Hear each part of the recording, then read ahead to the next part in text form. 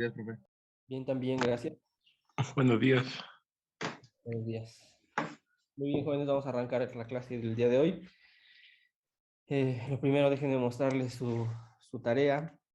Ya habíamos platicado la clase pasada que este viernes, en principio tocaba examen, pero por el material que hemos abarcado, pues no daba tiempo de hacer un examen. Entonces, con lo que veamos hoy, junto con lo que se vio el miércoles y la última clase antes de las vacaciones, es que está formulada esta tarea. Entonces, comparto el PDF. Son 3 ejercicios más uno con puntos extras. Eh,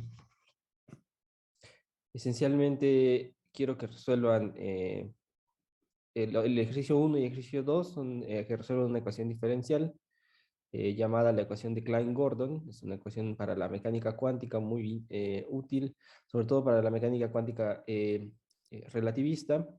Esta ecuación es muy famosa y si bien esa es una de las interpretaciones que podemos darle, la otra puede ser una interpretación clásica, y es que esta ecuación puede describir la vibración de una cuerda estirada que está incrustada en un medio elástico. Entonces, quiero que resuelvan esa ecuación por separación de variables. El caso 1, el ejercicio 1, es unidimensional, es decir, el laplaciano que tienen aquí simplemente es parcial, segunda derivada parcial de u respecto de x. Es lo que quiere decir ese laplaciano. Ahí está puesto la ecuación de Klein-Gordon unidimensional. ¿Ok? Quiero que la resuelvan y encuentren las frecuencias características de dicha cuerda. Y como hint, determinen que la longitud de la cuerda es L. Fijen la longitud L, es decir, van a definir lo que pasa entre 0 y L, nada más. Y con eso serán sus condiciones en las cuales ustedes pueden resolver la ecuación diferencial. Para el segundo ejercicio es exactamente la misma ecuación, ¿ok? La ecuación de Klein-Gordon, esa que está escrita aquí arribita. Solo que quiero que la resuelvan ahora para 2 dimensiones, ¿ok? Es bidimensional, ya no es una cuerda, sino van a pensar en una membrana rectangular que satisfaga la ecuación de Klein-Gordon. Aquí el operador laplaciano, en lugar de ser solamente la segunda derivada respecto de x, también va a tener la segunda derivada respecto de y. Piénselo así. Pueden poner que la longitud en x y en y es la misma, ¿no? Entonces es una membrana de L por L, y resuelvan la ecuación diferencial. En lugar de que sean, aquí son dos variables, ¿verdad? Dos direcciones con las cuales ustedes tienen que separar la ecuación diferencial. Para este caso van a haber 3, 2 que están contenidas en este operador y otra que está contenida en el operador de derivada temporal. Y el siguiente ejercicio es, usando la transformada de Laplace, resuelve el problema de valores a la frontera que está aquí. Hoy vamos a ver cómo se hace la transformada de Laplace, cómo se ocupa para resolver una ecuación diferencial, así que no habrá ningún problema para hacer este ejercicio. Y como último ejercicio, estos son 2 puntos extras, ¿no? Quien lo quiera hacer, pues tendrá puntos extras, quien no le afectará en su calificación. Es determinar la solución a esta ecuación, ¿ok? Esta es una ecuación de onda con estas condiciones, ¿ok? Que están puestas aquí. De preferencia, resolverla con separación de variables, pero si alguno de ustedes quiere resolverla con algún otro método de los que ya vimos, también, ¿no?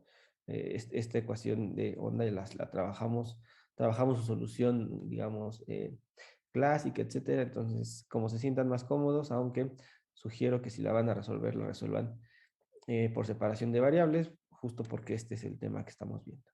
¿Ok? ¿Alguna duda, jóvenes? El problema 2 entonces es pensándolo en 2 dimensiones, ¿verdad? Sí, es la ecuación de Klein-Gordon bidimensional. Ok, sale, gracias. Sí. Muy bien, ¿alguna otra duda, jóvenes? Bueno, la tarea la van a entregar el día lunes, por ahí de las 7, 8 de la noche, ahí cuando ponga las indicaciones en el Classroom, les pongo la hora a la cual máximo pueden entregarlo, ¿ok? Pero bueno, la entrega es el día lunes, ¿sale, vale?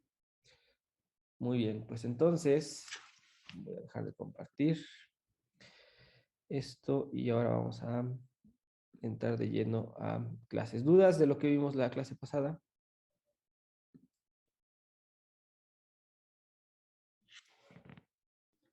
Profe, yo no entendí muy bien después de que eh, escribió que para que una función fuera de orden exponencial se necesitaba que existiera la constante b. No entendí muy bien la justificación que se dio después, como el argumento, digamos, detrás de eso. La constante B. Sí, es creo que una diapositiva o dos antes que eso. Ahí, después de eso último, de si una constante b existe tal que ese límite existe, pues la justificación de ese argumento no la capté muy bien. O sea, que sea diferencial, perdón, que sea exponencial, de orden exponencial, significa que se va a comportar a lo más como una exponencial. Desde luego, ese exponencial no solamente es e a la menos x, tiene que tener algo. No nos podemos restringir a ese caso, sino podría ser cualquier constante, sobre todo porque con quien queremos comparar es con e a la menos px, ¿no? No queremos que nada le gane a e a la menos px, porque ese es el kernel, ¿verdad? La función que está metida en la transformación de Laplace. Entonces necesitamos algo que no supere a una estructura funcional e a la menos una cosita veces x. Entonces necesita existir esa cosita, y esa cosita la hemos definido aquí como v. Entonces, si v existe, ¿no? Y el límite que está ahí es a e a la menos bx, veces el valor absoluto de esa función no diverge, o sea, esa cosa está definida, entonces podemos garantizar que esa función f nunca le va a poder ganar a aquel término que es el kernel de la transformación de Laplace e a la menos px, ¿ok? P y P eventualmente tendrán que ser lo mismo para garantizar siempre que f de x no le gane. ¿Estamos de acuerdo? Sí, Ok. Entonces, por eso, de manera genérica, podemos B, ¿no? Porque podríamos cambiar la variable en la transformación de Laplace, podemos cambiar la notación, y en lugar de que sea e a la menos px, que sea e a la menos jx, si queremos, ¿no? Pero es ese B, es esa constante que es el parámetro de la transformación de Laplace, ¿ok? ok. Profe, y Sí. cuando más adelante escribe que lo que pasa cuando ese límite se va a infinito, creo que es la siguiente. Ujú. Ajá. Este, ¿Cómo se dice? No capté muy bien la contradicción, digamos, que escribe ahí. Ok. eh, queremos mostrar que, digamos, que la función f de x, ¿no? Que tenemos, o que estamos probando, que tratamos de ver su comportamiento, nunca supere a, eh, a una función tipo e a la menos bx, ¿no? Que nunca la supere significa que podemos obtener eh, el límite sin ningún problema, ¿no? Porque ya sabemos que e a la menos algo veces x, cuando x se va a infinito, si esa es la función dominante, pues eso se va a ir a cero, ¿ok? Entonces, cualquier cosa que multipliquemos a esa función y no le gane, ¿no? No crezca más de lo que está decreciendo esa función, pues va a garantizar siempre que allá en el infinito tengamos un límite bien definido. Entonces, si de casualidad escribimos, ¿no? que el límite, ¿no? Ahora vamos a suponer, bueno, voy a cerrar los ojos, supongo que ese límite ahora, en lugar de que exista, ya no existe, es infinito, ¿no? Dado un e a la menos cx, ¿ok? Si eso es cierto, entonces lo único que puedo decir ahí, indudablemente, es que el valor absoluto de f de x, ¿ok? Le va a ganar a la exponencial, sí o sí, ¿ok? Porque de otra manera, la exponencial nunca va a poder diverger cuando x se va a infinito, ¿ok? Entonces, el problema que vamos a encontrar aquí es que no podemos argumentar, ¿no?, que f de x sea menor que m por e a la bx, porque si fuese así, no le tendría que ganar a la exponencial. Entonces, en este caso sí le está ganando. ¿Por qué? Porque estamos diciendo que el límite de ese producto diverge. Entonces, no podemos entonces concluir que f de x sea de orden exponencial. ¿Por qué? Porque simplemente está rebasando justamente su valor máximo con el cual podríamos definir el límite en x tendiendo a infinito. Ese es este que está aquí.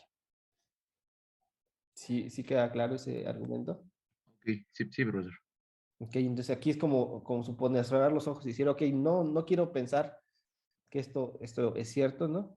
Simplemente cerrando un poco los ojos voy a pensar que no se cumpla el límite. Y entonces bajo esa idea inmediatamente uno, nada más de ver este producto, sabemos que esto nunca va a diverger. Entonces, el único que puede diverger es este que está aquí. Y la única forma que pueda diverger es que sea una función que crezca mucho más rápido que este que está aquí. ¿Ok? Por lo tanto, no puede ser definida de esta forma. Siendo B un objeto que sea menor igual a C. ¿Sale, vale? Ok, sí.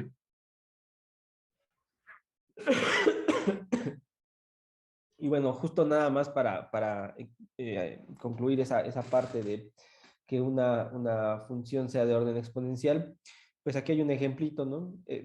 Tal vez a lo mejor ya de ver quién es la función que vamos a probar, nos van a decir, no, nada más de verla, sabemos que es de orden exponencial, pero bueno, vamos a mostrar que x al cubo es de orden exponencial para cuando x tiende a infinito. ¿Qué es lo que tenemos que hacer, no? Para revisar que esa función es de orden exponencial, pues tenemos que revisar que se cumpla que el límite del producto e a la menos bx por la función que vamos a probar, que en este caso es x al cubo, su límite cuando x se va a infinito, exista. ¿Ok?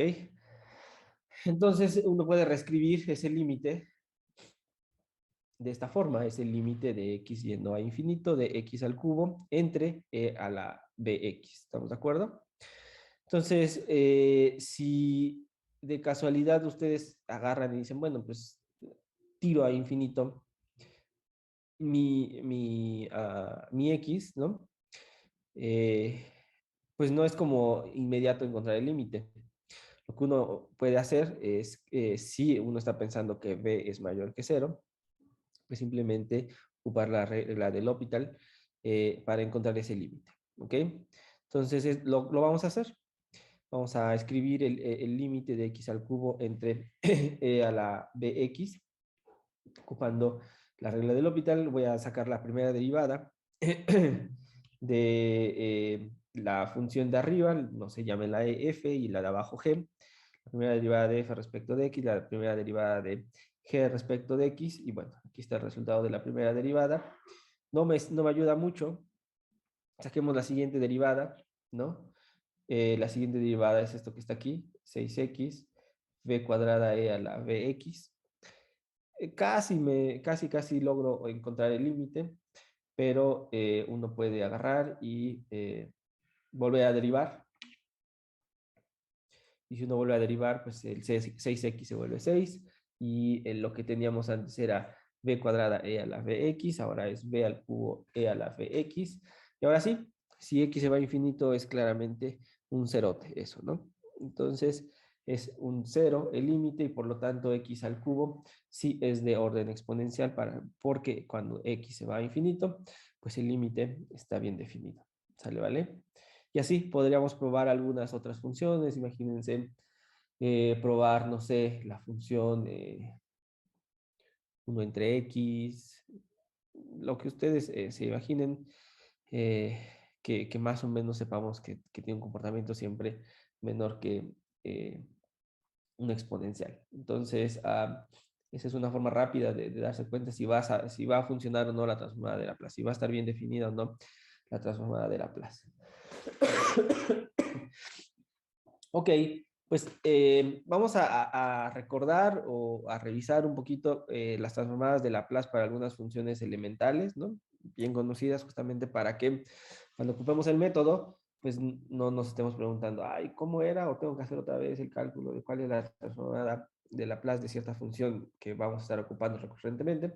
Entonces vamos a hacer un repaso de esta transformada para algunas funciones elementales. Aquí hay que recordar que la transformada de Laplace es la notación que hemos ocupado es una L mayúscula, ¿no? Los corchetes sobre una función f de x, eso significa transformada de Laplace de la función f de x, la cual la hemos definido como la integral de 0 a infinito de e a la menos p por x, f de x, y eso es igual a una función f que depende de p, ¿ok? Entonces vamos a obtener ahora la transformación de polinomios, exponenciales y funciones trigonométricas, que es lo que vamos a estar ocupando regularmente cuando trabajamos con ecuaciones diferenciales, son el tipo de funciones que van a estar apareciendo. Entonces, bueno, la primera de ellas, vamos a iniciar de lo más básico, y vamos a ir complicándonos. Lo más básico es una constante, para que ponernos muy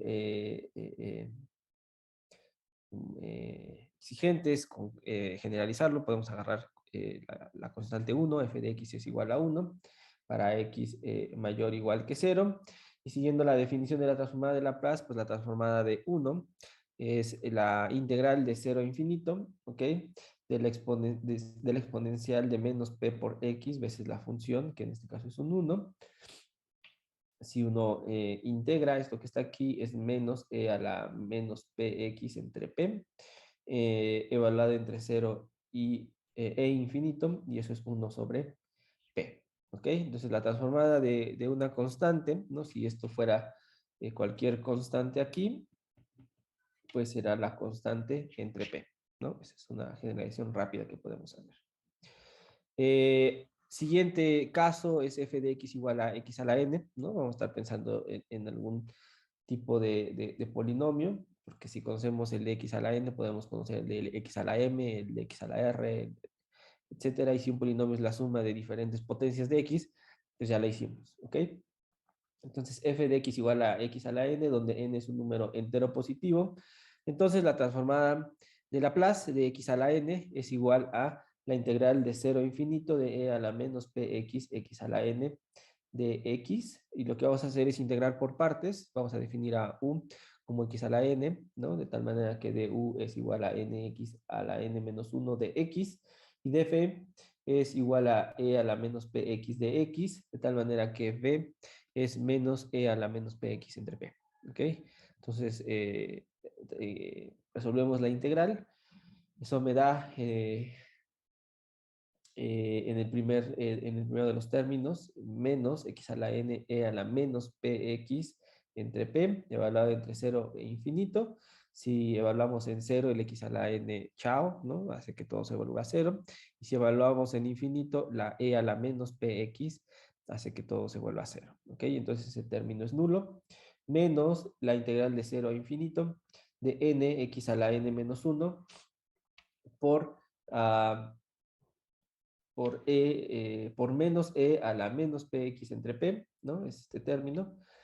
Y este menos con este menos da un más, esta n con esta p salen, son constantes ante la integración, y lo único que tenemos es que esto se convierte en la integral de 0 a infinito de x a la n menos 1 por e a la menos px. Esto se puede reescribir una vez más, ¿no? Como la transformada de Laplace de x a la n no es más que n entre p, ¿ok? La transformada de Laplace de x a la n menos 1, ¿ok? De la que podemos obtener para n mayor que 1, pues es que puedo seguir haciendo como de manera recurrente esta transformación, ¿no? Si yo sé la transformación de x a la n, en términos de x a la n menos 1, x a la n menos 1 la puedo conocer en términos de x a la n menos 2, ¿ok? Donde lo único que va a estar cambiando es la constante que lo está multiplicando. Si lo hacemos iteradamente, ¿no? Podemos llegar que el resultado final de la transformada de Laplace de x a la n es igual a n por n menos 1 por n menos 2, etcétera, etcétera, hasta llegar al 2 por 1 entre p a la n veces la transformada de Laplace de x a la 0, que es esencialmente, pues eso es la transformada de Laplace de un 1, y eso ya sabemos que es 1 sobre p. Por lo tanto, finalmente podemos llegar a darnos cuenta que la transformada de Laplace de x a la n no es más que un n factorial entre p a la n más 1. Esto que está aquí, jóvenes, pues es la definición justamente de n factorial. 1 por 2, por 3, por 4, por 5, por 6, por 7, hasta n. Y eso es n factorial. Siempre y cuando p sea mayor que 0. ¿Ok? Entonces ya tenemos dos resultados importantes. El siguiente pues es la transformada de Fourier de una exponencial e a la a x, donde a es una constante real. Transformada de Laplace de esa función, una vez más, pues es la integral de 0 a infinito de este kernel e a la menos p por x, veces la exponencial de a por x, eso lo puedo reescribir en un solo término, e a la menos la diferencia de p menos a que está multiplicado por x, ¿ok? Y eso sabemos que se escribe de esta forma, es menos e a la menos p menos a por x entre p menos a, evaluado de 0 a infinito, y lo único que tenemos que observar es que este objeto, no esto que está aquí, no crezca más rápido que está de lo que está acá. Por lo tanto, p debe de ser mayor que a. De lo contrario, no vamos a poder definir a la transformada de Laplace, y eso nos da p1 sobre p menos a. De hecho, ese ya lo habíamos encontrado en la clase de ayer. Entonces ya está la exponencial, ya está x a alguna potencia, ya está una constante. Ahora vamos con las funciones trigonométricas. Lo que uno tiene, el siguiente caso es f de x igual a seno de a por x, ¿ok? Donde a es una constante real. Eso quiere decir que voy a sacar la transformada de Laplace de seno de a por x, y eso va a ser igual a la integral de 0 a infinito de e a la menos px seno de a por x de x, donde vamos a ocupar este resultado, que es la integral de e a la mx de seno de nx, ¿no? Es igual a e a la mx veces m seno de nx menos n coseno de nx entre n cuadrada más m cuadrado, ¿ok? Entonces, si ocupamos ese resultado, lo que nos dice es que la transformada de Laplace de seno de a por x es igual a e a la menos p por x, ¿ok? Veces menos p seno de ax menos a coseno de ax, todo entre a cuadrado más p cuadrado y evaluado entre 0 e infinito, ¿ok? Cuando evaluemos esto en 0, el que nos va a sobrevivir es este que está aquí, ¿verdad? Y cuando evaluamos en infinito, pues nada sobra, ¿ok? Este va a matar a todo lo que está multiplicándolo, entonces es un 0, lo único que sobrevive es el menos a. El menos a. eh,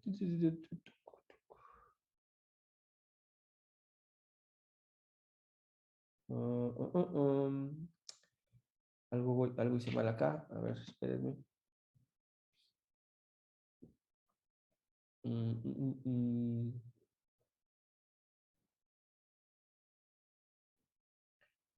Menos, este está bien, es menos acá. Ah, claro, el otro menos, claro, viene de que estoy evaluando el límite inferior, ¿cierto?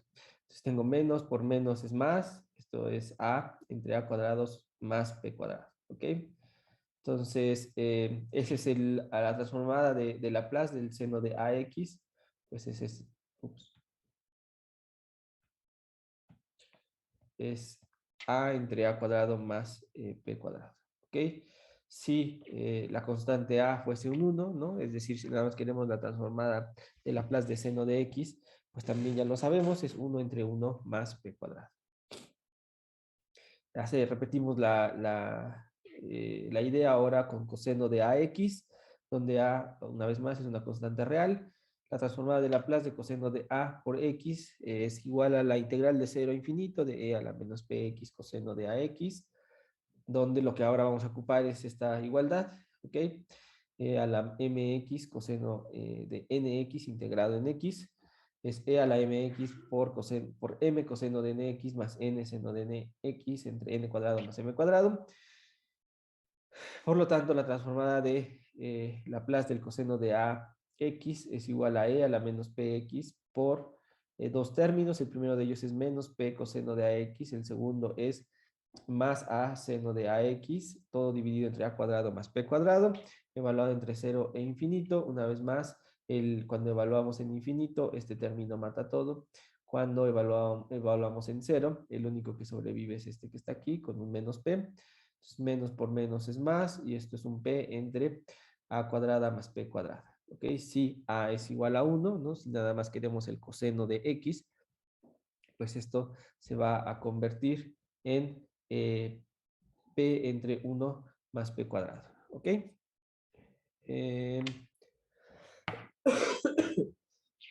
El siguiente caso que vamos a ver es el seno hiperbólico. Sea f de x el seno hiperbólico de ax, donde a, una vez más, es una constante real. Vamos a tratar de sacarle la transformada de Laplace a esa función.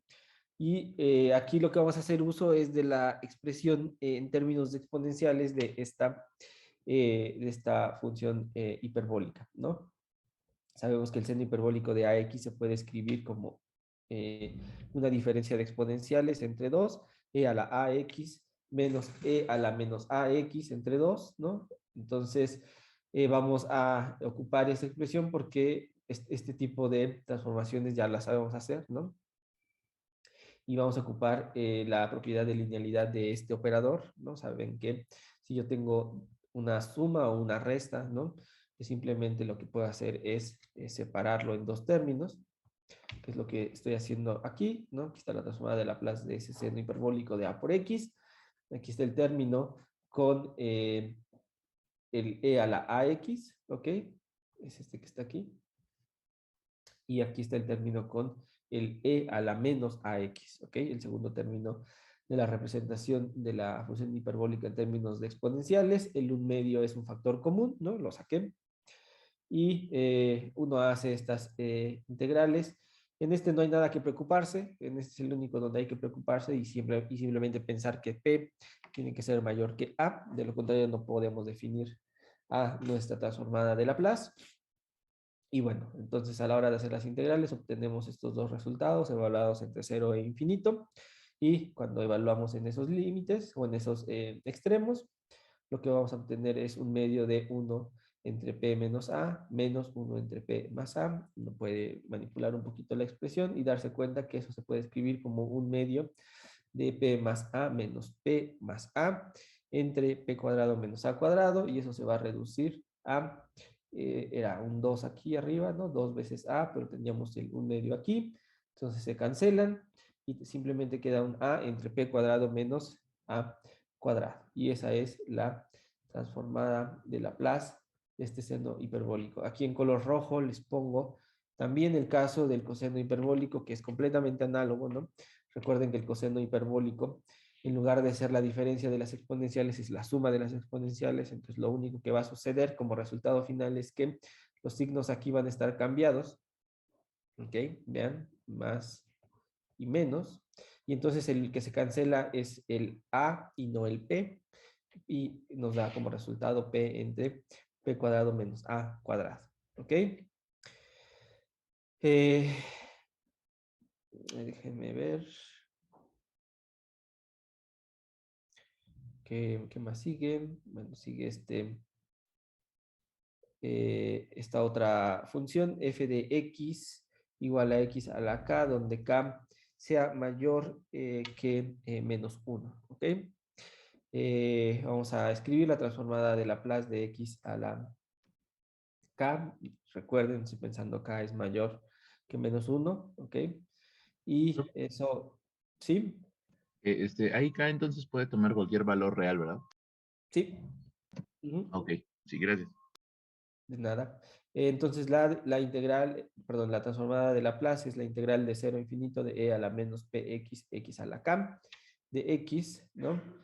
Lo que vamos a hacer es un cambio de variable. Vamos a llamar u igual a p por x, de tal manera que du es igual a p por dx. Y entonces la transformada de Laplace la vamos a reescribir. Esto es lo que habíamos definido. La vamos a reescribir en términos de la función u, perdón, la variable u. Esto es la integral de 0 a infinito de e a la menos u. X, ¿no? Aquí tengo x, pero pues x lo puedo escribir como u entre p, ¿verdad? Entonces tengo u entre p a la k, de u entre p. Esto es por el cambio de variable. Y eso es igual a 1 entre p a la k más 1, integral de 0 a infinito de e a la menos u por u a la k de u. Y esto que está aquí, ¿no? No es más que la definición de la función gamma. Y entonces lo que obtengo es 1 entre p a la k más 1, la función gamma de k más 1, donde k, como decía su compañero, no necesariamente tiene que ser un entero. ¿Ok? Podría ser un semientero, podría ser cualquier otro valor. Por eso es que está generalizado a estas funciones. ¿Ok? Entonces, además puede ser negativo, no menor que menos 1, pero sí negativo. La razón es muy sencilla. Si yo pongo aquí un menos 1, esto es gamma de 0. La función gamma de 0, ¿cuánto vale, jóvenes? ¿Uno?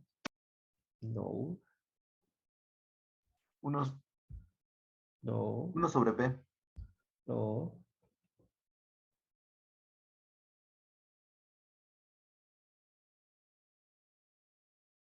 no.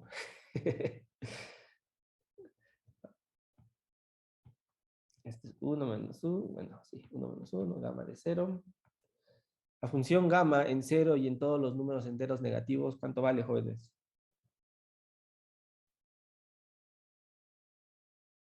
Diverge. Diverge, infinito. ¿Ok? Por eso es que uno aquí pide una restricción para, perdón, para acá, que sea mayor que menos 1. ¿Ok? De lo contrario vamos a tener un polo.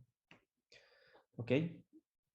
Entonces, ok, pues ya conocemos, creo que las suficientes transformadas de Laplace como para ahora sí tener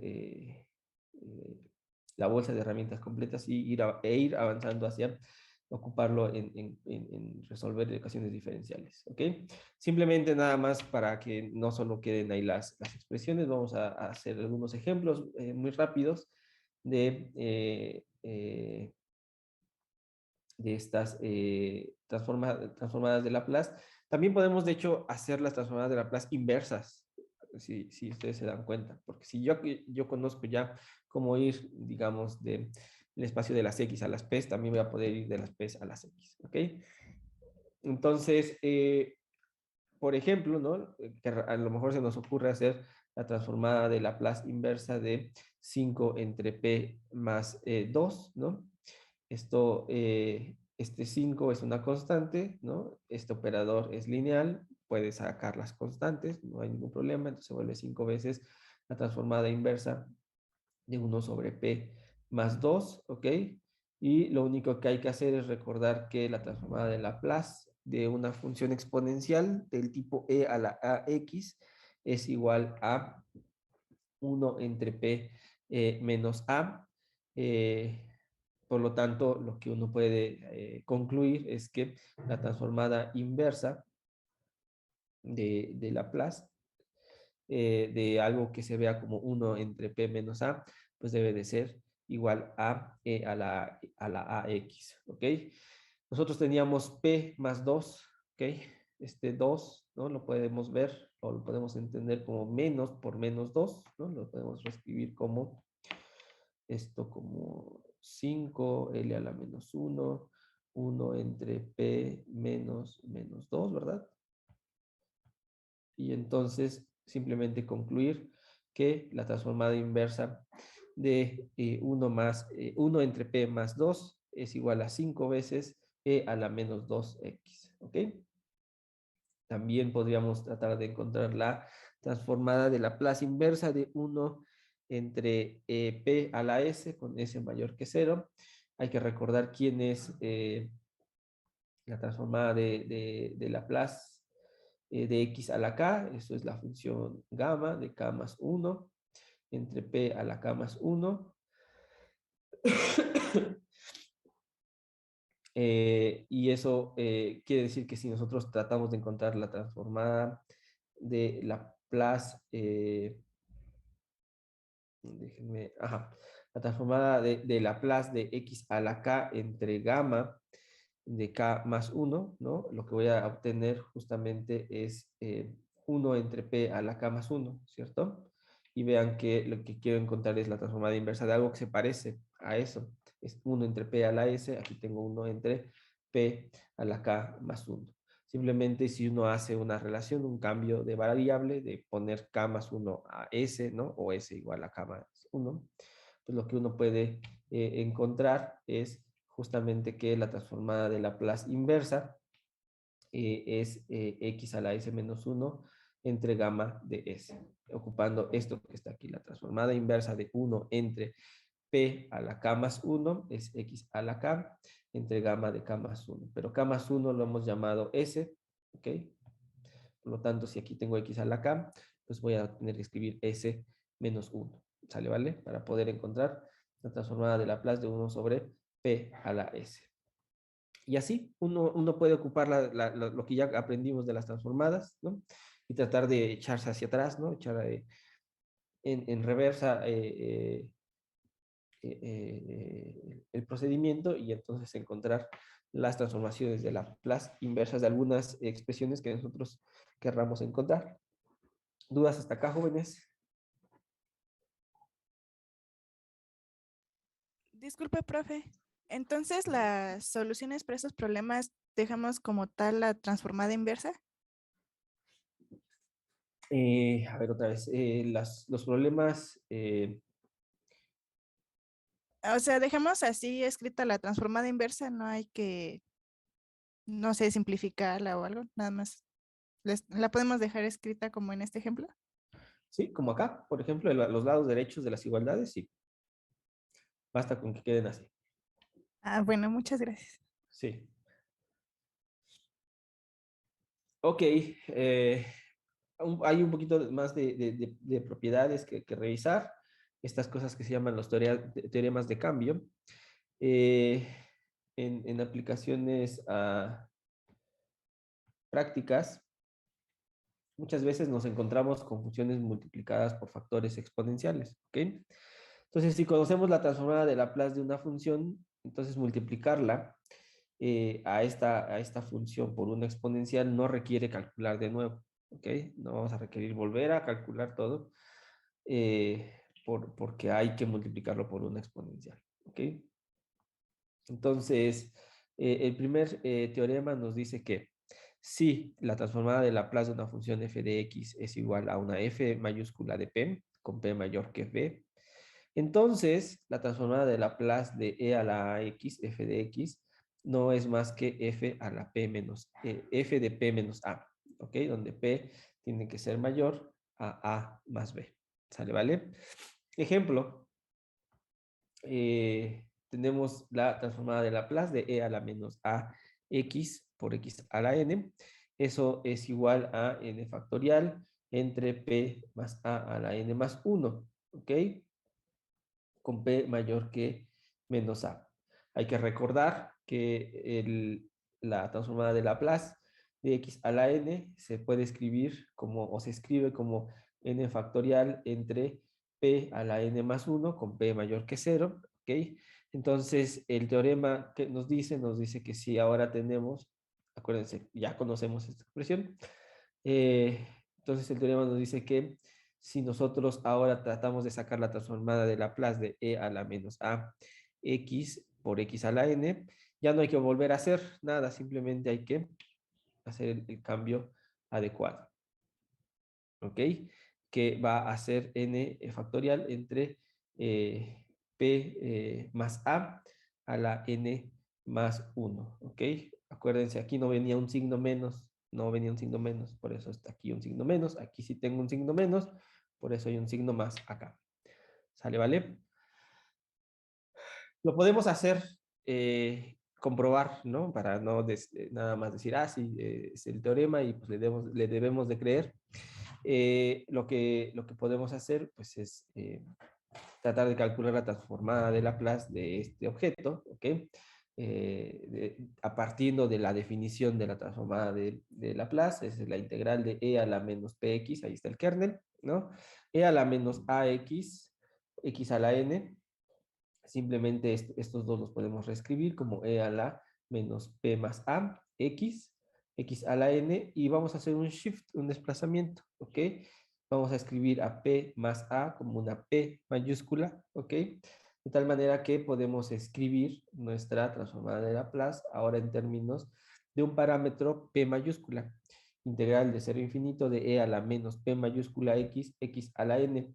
Esta es la expresión y la definición de la transformada de Laplace, y eso lo único que me va a resultar es en este término, ¿no? N factorial entre P mayúscula a la N más 1, pero P mayúscula es P más A, por lo tanto, lo que estamos obteniendo es N factorial entre P más A la N más 1, ¿ok?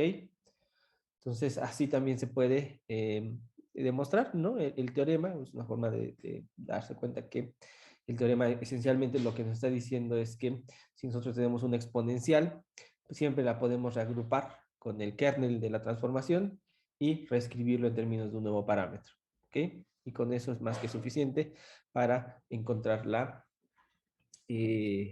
transformada de Laplace. Ojo, si yo tuviera aquí un signo más, ¿verdad?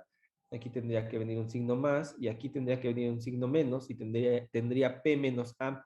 Y lo único que en ese caso hay que hacer es tener cuidado que A no sea mayor que P, para que podamos tener la convergencia de nuestra exponencial dentro del dominio de integración y así garantizar la existencia de esta transformada de Laplace, ¿ok? Nota, si conocemos la transformada inversa de Laplace de f mayúscula que depende de p y la cual es igual a f de x, ¿no? Entonces, también podemos conocer de manera inmediata la transformada de Laplace inversa de f mayúscula que depende de p menos a, ya que eso será igual a e a la a por x, f de x, ¿ok? ¿Dudas hasta acá, jóvenes?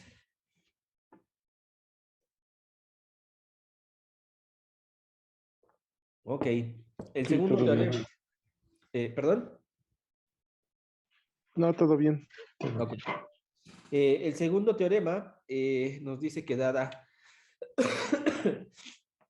la transformación de Laplace de f de x igual a f mayúscula de p, donde f de x es igual a 0 para x menor que 0, y si g de x es igual a f de x menos a, entonces la transformada de Laplace de g de x es igual a e a la menos a por p veces L, la transformada de x, ¿ok?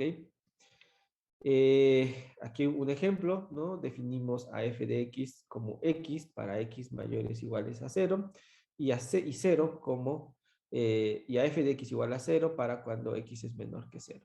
Y definimos a g de x que vale 0 para x menor que 5 y x menos 5 para x mayor o igual que 5, ¿ok?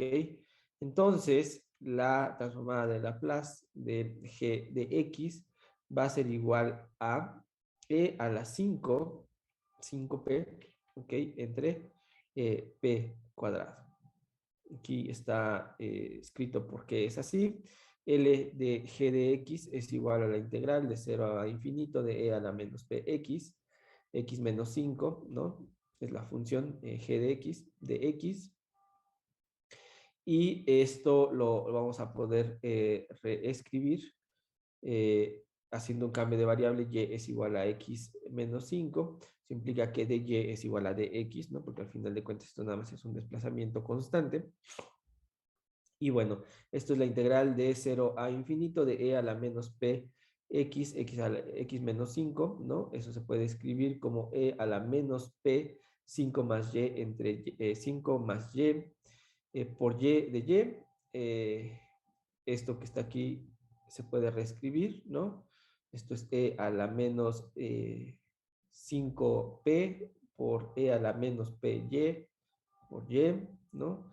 Esto que está aquí es la constante que sale, ¿no? No depende de y, entonces eso es e a la menos 5 veces p, la integral de 0 a infinito, de e a la menos py veces y de y esto ya lo conocemos, ¿verdad? Esto es 1 entre p cuadrado, y el resultado es e a la menos 5p entre p cuadrado, ¿ok?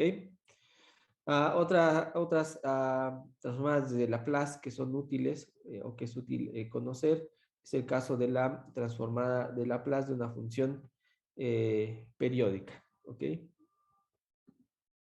Si f de x es una función de periodo p mayúscula, ¿no? Con mayor que 0, esto es si f de x más p es igual a f de x, ¿no? Esa es la definición de una función periódica y de periodo p. Entonces, la transformada de Laplace de f de x es igual a 1 entre 1 menos e a la menos p por el periodo, p mayúscula, veces la integral de 0 a el p mayúscula, el periodo, de e a la menos px f de x dx, ¿ok? También es importante conocer la transformada de Laplace de derivadas, ¿ok? Eso también va a ser útil porque justamente las ecuaciones que vamos a tratar de atacar son ecuaciones diferenciales, ¿ok?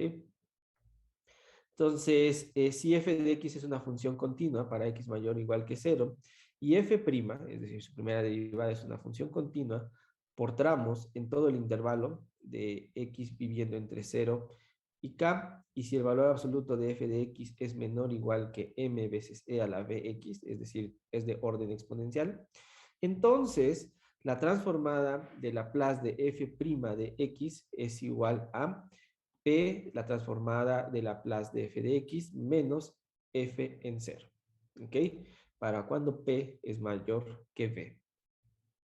Una forma de generalizar este resultado es lo que está escrito en el siguiente recuadro. La transformada de Laplace de la enésima derivada de la función f que depende de x es igual a p a la n veces la transformada de Laplace de f de x menos p a la n menos 1 veces f en 0, f evaluada en 0, menos p a la n menos 2, f' evaluado en 0, esta es una f,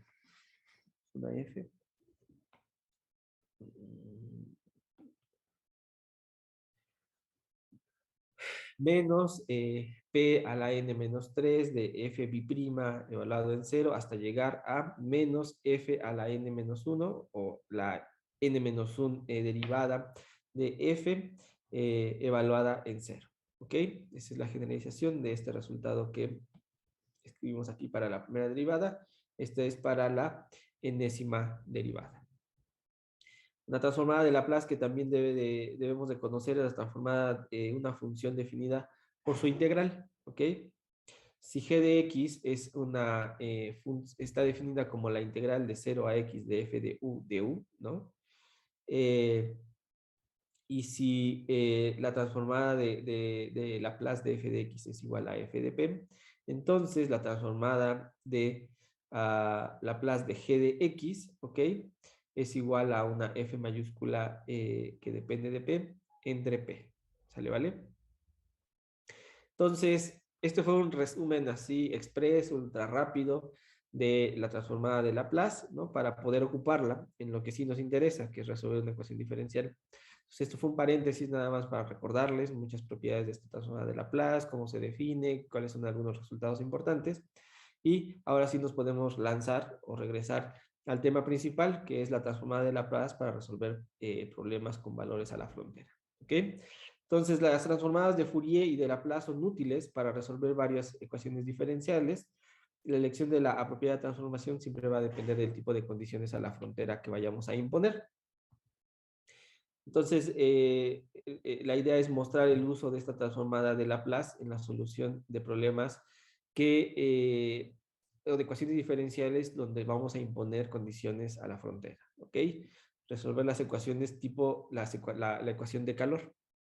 La ecuación de calor en una dimensión, ¿verdad? La vamos a poder escribir como esta ecuación diferencial que está aquí. La primera derivada de u respecto de t es igual a alguna constante, en este caso vamos a poner un 2, veces la segunda derivada de u respecto de x, ¿ok? Como dije, esta es la ecuación diferencial y hay que poner condiciones. ¿Qué tipo de condiciones vamos a imponer? Condiciones a la frontera, ¿ok? Entonces, cuando u sea evaluada en la posición 0 y cuando u sea evaluada en la posición 3, ¿ok? X igual a 0 y x igual a 3, ¿ok? Con el tiempo indistinto, no vamos a restringir el tiempo. En esos dos puntos la función vale 0, ¿ok? Y si nosotros evaluamos en el tiempo t igual a 0, ¿ok? Para cualquier posición, lo que vamos a obtener es que la función vale 10 por el seno de 2πx menos 6 veces seno de 4πx, ¿ok? Entonces, tenemos esta ecuación y tenemos estas condiciones a la frontera. ¿Qué vamos a hacer para resolver esta ecuación? Vamos a ocupar la transformada de Laplace respecto de t, ¿ok? Vamos a darle la solución a este problema aplicando la transformada respecto a t. Estoy pensando en la variable t, ¿sale? ¿Vale? Entonces, ¿qué es lo que vamos a tener? Tenemos la transformada de parcial u respecto del tiempo igual a 2 veces la transformada de Laplace de la segunda derivada parcial de u respecto de x. Ya vimos aquí arribita cómo se definía la transformada de Laplace para primeras derivadas, ¿verdad? Aquí está. Entonces, a ver, ahí grabemos la información. Eso debe de ser P veces la transformada de Laplace de la función original menos F en 0, ¿ok? Profesor, Sí, y bueno, habíamos definido que eso se cumplía para una derivada total, pero al ser esta una derivada parcial es igual de válido em, aplicar la transformada de Laplace. sí. Esta es una derivada no total, es una derivada ordinaria, ¿no? Esta, ¿no? Tenemos una variable, una derivada, ¿no? Pero sí, también va a ser válido para una derivada parcial, siempre y cuando pues, las direcciones de las cuales estamos trabajando sean ortogonales, no se comuniquen entre sí, esta y esta, que por lo regular, ¿no? En una ecuación diferencial siempre vamos a poder escribir estas direcciones que no se hablan, ¿no? Van a ser direcciones independientes. Ok, sí, gracias, profesor. Sí. Entonces, ok, vamos a tratar de obtener la transformada de Laplace del lado izquierdo de esta igualdad, recordando que la transformada de Laplace de una primera derivada de u respecto del tiempo, acuérdense que la transformada, insisto, es respecto a t, pues entonces esto lo puedo escribir como p veces la transformada de Laplace de u menos u evaluado en x, coma 0, es decir, t igual a 0, ¿sale, vale? Y por otro lado, lo que voy a obtener o lo que voy a tratar de sacar es la transformada de Laplace, ¿no? De la segunda derivada de u respecto de x, ¿no? Y eso lo voy a escribir como la integral de 0 a infinito de e a la menos pt, una vez más, perdón que sea insistente, pero es para que no se me confundan, la transformada de Laplace está siendo aplicada respecto de la variable t, por eso aparece en el kernel p por t, no aparece la x porque no estoy haciendo la transformada de Laplace respecto de x, ¿ok? Veces la segunda derivada de u respecto de x, ¿ok? Este operador y el operador integral, ¿no? Están en dos variables que son independientes, Por lo tanto, sin ningún problema yo puedo conmutar el orden de cómo voy a operar a estos dos funciones o estos dos operadores. Entonces saco de la integral la segunda derivada respecto de x. Vean que esto es independiente de x, entonces sin ningún problema sale esta segunda derivada parcial. Y entonces me queda la integral de 0 a infinito de e a la menos p por t, u de x, t. Y esto que está aquí no es más que pues la definición de la transformada de Laplace de la función u. ¿Ok? Desde luego teníamos el operador segunda derivada parcial respecto de x, ¿verdad? Como les decía, la segunda derivada parcial respecto de x y la integral respecto de t son intercambiables justamente porque x y t son independientes. Entonces, vean que el lado izquierdo lo vamos a poder escribir en términos de este objeto, el lado derecho en términos de este otro. ¿Sale, vale? ¿Qué más? ¿Qué más? Creo que nada más.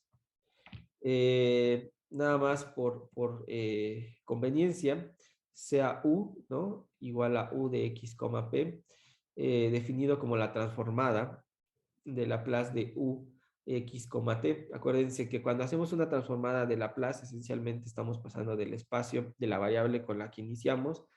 Acuérdense que estamos haciendo sobre t, ¿no? Entonces esta es nuestra variable inicial, la estamos haciendo o la estamos representando en un nuevo espacio, en el espacio de las variables p. ¿Ok? Por eso esta definición u de x, p no es más que la transformada de Laplace de u x, t. Y esa transformada pues está definida de esta forma: integral de 0 a infinito de e a la menos p por t, u de x, t dt. Si yo integro sobre t, me quito la dependencia en t y solamente me va a quedar la dependencia en p y en x, como está indicado acá. ¿Sale, vale? Entonces, si unimos todo, ¿qué es lo que vamos a tener? Pues tenemos lo siguiente. Del lado izquierdo, ¿no? Acuérdense, del lado izquierdo, tenemos p, la transformada de u menos u de x, 0. ¿Ok? Pero ya dijimos que la transformada de u, ¿no? La vamos a poder escribir como esta función u mayúscula, ¿no? Esta es una u mayúscula. Entonces, sé que tengo p por u mayúscula menos u de x, 0. Esto que está aquí. ¿Sale, vale? Y eso es igual a 2 veces la derivada. Ya no tengo ninguna dependencia en otra variable, ¿ok? O sea, si bien aparece p va a ser un parámetro, no va a ser derivado, no va a ser variado. Entonces, la derivada que yo tengo aquí ya es una derivada ordinaria. Segunda derivada de u mayúscula de este objeto respecto de x cuadrado. ¿Eso qué quiere decir? Reordenando esto un poquito, pues voy a tener segunda derivada de u mayúscula respecto de x, menos un medio, divido todo entre 2, ¿verdad?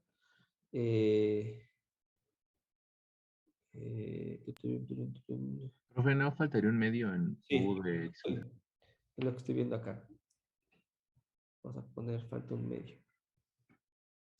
Entonces tenemos la segunda derivada de u mayúscula respecto de x menos, ¿verdad?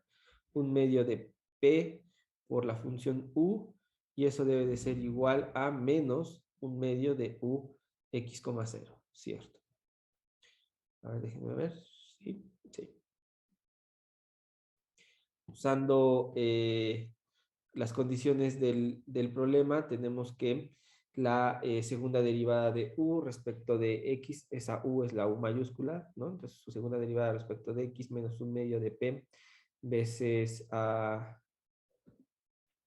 un medio de p veces u es igual a esta función u de x, 0. Ya la conocíamos por las condiciones iniciales que nos habían dado. 10 seno de 2πx y menos 6 seno de 4πx.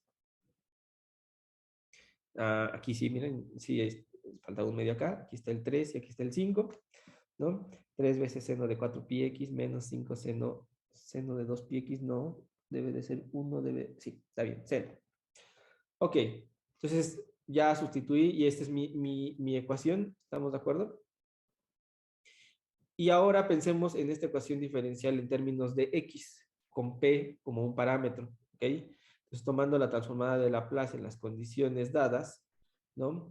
En u de 0, t y u de 3, t igual a 0, ambas son iguales a 0, tenemos que la transformada de Laplace de u 0, t pues es un 0, y la transformada de Laplace de u de 3, t también tiene que ser un 0. O bien que u mayúscula de 0, p es igual a 0 y que u mayúscula de 3, p es igual a 0. Estas son las condiciones en la función u, porque ahora estamos trabajando en una ecuación diferencial en términos de la función u. ¿Sale, vale? Este pasito lo único que estoy mostrando es trasladar la información que conocíamos de la función u minúscula a trasladar esa información en las condiciones para la función u mayúscula. ¿Sale, vale?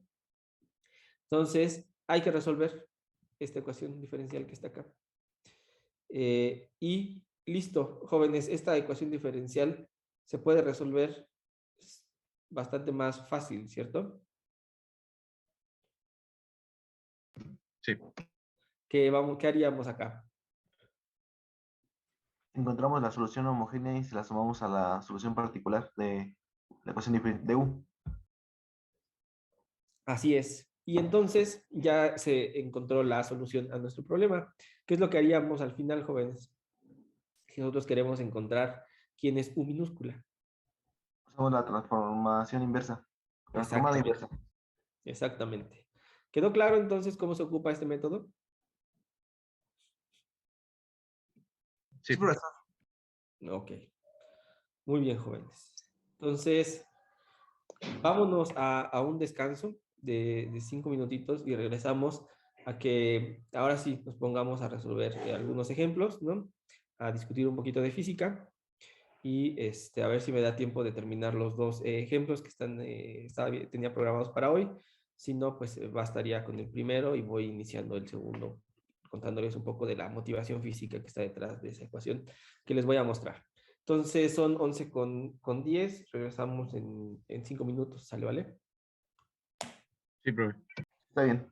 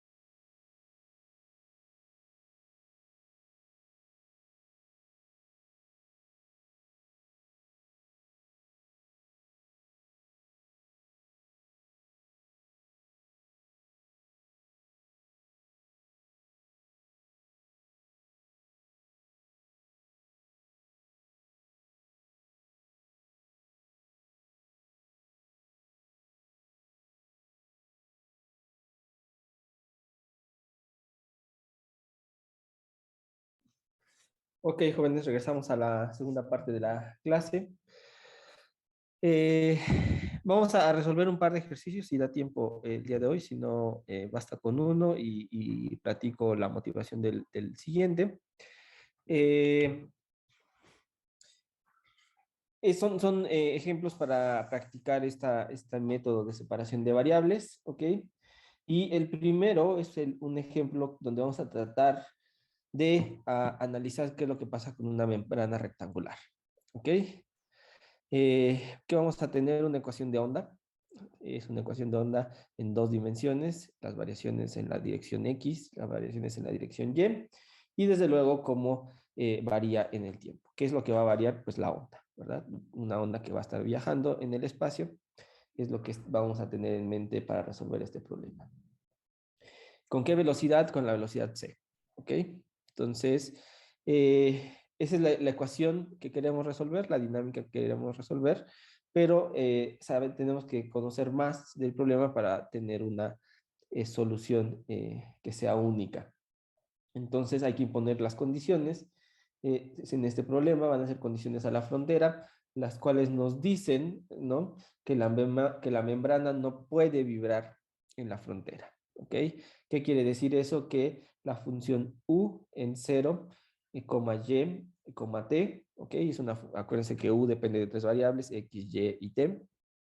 Cuando x es igual a 0 y cuando x es igual a, para toda y para toda t es igual a 0, ¿ok? Y que la función u en x, 0, t es igual a la función u en x, v, t, y eso es igual a 0. Es decir, y en 0 y y en b hacen que la función se anule. Esto indudablemente nos hace pensar que la membrana tiene esta forma, ¿verdad?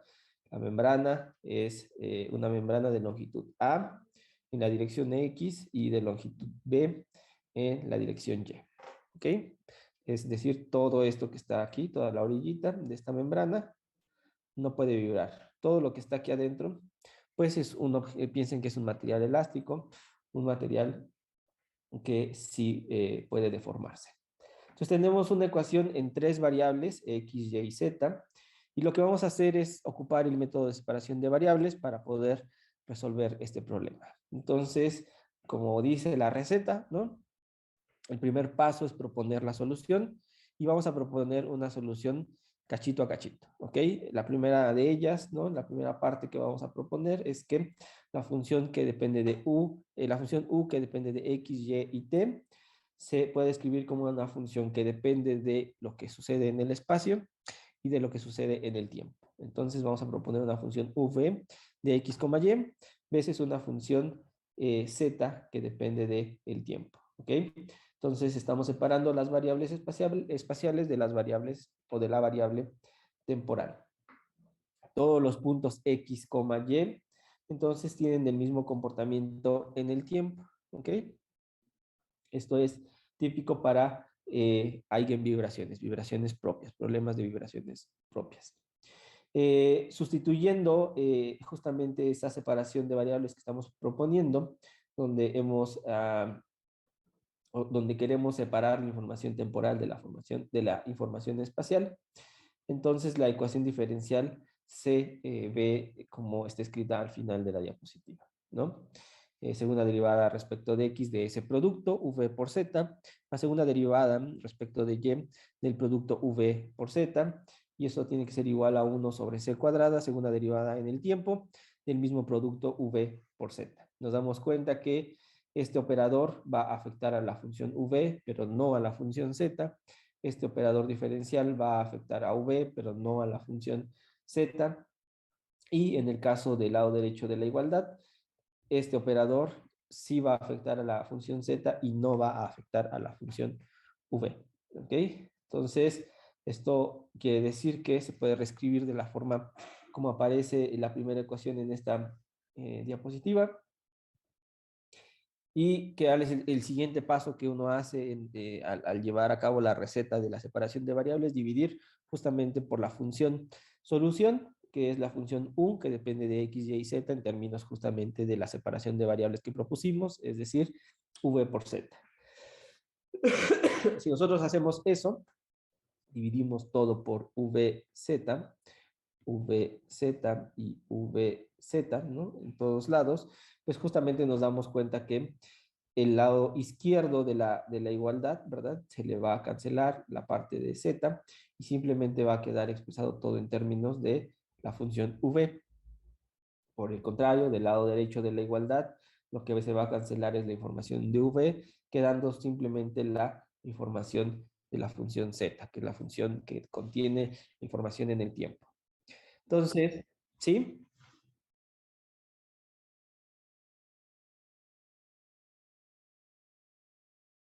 VZ, sí, V por Z. No, V por Z. Y, bueno, simplemente este es un factor común, ¿ok? El C cuadrado, multiplicamos todo por C cuadrado, ¿no?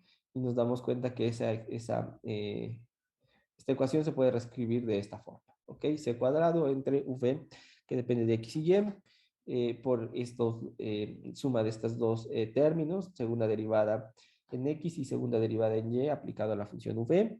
Y del lado derecho es 1 entre Z, segunda derivada de Z respecto del tiempo. Entonces aquí está la información de las posiciones, aquí está la información del tiempo. Vamos a igualar ambos lados a una constante. La constante que vamos a proponer es menos omega cuadrado, ¿ok? De tal manera que el lado derecho de la igualdad que teníamos en la diapositiva anterior se puede escribir de esta forma: 1 sobre z, segunda derivada de z respecto del tiempo. Esto tiene que ser del tiempo. Es igual a menos omega cuadrado. Y el otro lado de la ecuación, ¿no? Lo que tenía que ver con el espacio, pues queda como c cuadrada entre v, la suma de los dos términos que son segunda derivada parcial respecto de x y segunda derivada parcial respecto de y aplicado a v. Eso es igual a menos omega cuadrado, ¿ok? Uno puede reescribir un poquito, vamos a empezar a manipular las ecuaciones. Este c cuadrado lo podemos pasar del lado derecho de la igualdad, de tal manera que tengamos un objeto que es menos omega cuadrado entre c cuadrado, el cual lo vamos a reescribir y le vamos a poner, lo vamos a escribir como un k cuadrado. Omega cuadrado entre c cuadrado es igual a k cuadrado. ¿Ok? Esta ecuación, ¿no? Viene de pasar todo al lado izquierdo y multiplicar todo por z, ¿no? De t. Eso me da esta ecuación diferencial, segunda derivada de z respecto de t. ¿No? T cuadrado más omega cuadrado veces z igual a 0. Eso no es más que su solución es z de t es igual a veces seno de omega t más un delta, ¿ok? Delta es una fase, ¿ok? A es la amplitud de la onda en la dirección del tiempo, ¿ok? Omega, pues la vamos a interpretar eventualmente como una frecuencia. Entonces ahora es tiempo de trabajar con la parte espacial, ¿ok? En este caso, una vez más, vamos a proponer una separación de variables. Jóvenes, aquí estoy haciendo los pasos un poquito más lentos, ¿no? La medida de que quede claro el procedimiento. Pude haber propuesto desde un inicio, ¿no? Una separación en términos de el producto de tres funciones, algo que dependerá de X, algo que dependerá de Y, algo que dependerá del tiempo. No lo hice así, lo estoy haciendo como en dos pasos, ¿no? El primero fue separar el tiempo del espacio y después me doy cuenta que el espacio mismo depende de dos variables y ahora sí, el espacio lo separo en cada una de sus direcciones. Y es lo que estoy haciendo aquí. V, que dependía de X o que depende de X y de Y, la voy a proponer como una función que es el producto de algo que depende solo de X y algo que depende solo de Y. X mayúscula y la función Y mayúscula. Entonces, lo que tenemos para esta ecuación, ¿no? Si sustituimos este cambio de variable, bueno, no, esta propuesta de función solución, es esta ecuación diferencial que está acá. ¿ok? Una vez más, aquí va a ocurrir lo que ya sabemos, cuando el operador X, derivada respecto de X, actúe sobre este producto, pues solamente va a afectar a este término, a este no, y por el contrario, cuando tengamos segundas derivadas respecto de Y en este producto, pues a este término no lo va a afectar, pero a este sí. Y bueno, el último simplemente es una constante veces la función misma. Dividimos todo por la función v, es decir, por x mayúscula y mayúscula, de tal manera que nos queda esta expresión, ¿no? Y aquí nos podemos dar cuenta que la función y mayúscula se cancela, mientras que en el segundo término el x mayúscula se cancela, y el último, pues al tener la función entre las funciones es un 1, ¿no? Entonces nos queda simplemente el k al cuadrado solito, ¿ok? Simplificando, se escribe de esta forma la ecuación diferencial, y ahora sí podemos pensar en desacoplar las direcciones, ¿no? Dejo del lado izquierdo toda la información en X, del lado derecho toda la información en y propongo una constante de separación, va a ser la constante K1 al cuadrado, ¿ok? Entonces, esto que está aquí es igual a K1 al cuadrado, y esto que está acá es igual también a K1 al cuadrado. Trabajando con la dirección Y, ¿ok? ¿Qué es lo que tenemos? Tenemos 1 entre la función Y mayúscula, segunda derivada parcial de la función, bueno, aquí ya no serían parciales, me equivoqué, tendrían que ser derivadas ordinarias. Aquí ya no son parciales. Vamos a corregir.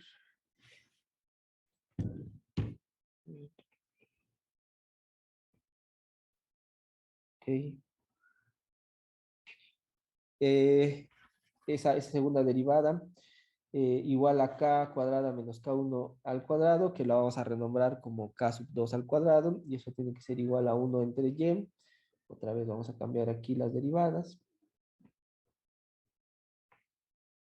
1 entre y, la segunda derivada de esa función y, igual a k sub 2 al cuadrado. Por lo tanto, las soluciones para la dirección x y y son estas que están aquí, ¿ok? Este es para x y este es para y. No sé si me fui muy rápido, pero vean que la solución, la ecuación en x es esta que está aquí, y la ecuación en y es exactamente la misma, salvo que una es igualada a k1 al cuadrado y la otra es igualada a k sub 2 al cuadrado. ¿Ok? Entonces, por eso las soluciones son las mismas. Y de hecho es igual a la solución en el tiempo. Entonces, tenemos que x mayúscula, ¿no? La función x mayúscula, que depende solo de x, está dada como a sub 1 seno de k sub x veces x más una delta sub 1. Y la función y mayúscula también se escribe de la misma forma, salvo que la amplitud, en lugar de que sea a sub 1 es a sub 2, en lugar de que sea k sub x es k sub y en lugar de que sea la fase delta sub 1, pues es la fase delta sub 2, ¿ok? De tal manera que si unimos toda la información que ya obtuvimos y recordamos que lo que estamos buscando es la función u, que depende de t, x, y, pues entonces eso es el producto de la función z por la función x mayúscula por la función y mayúscula, o bien el producto de la función z por la función v.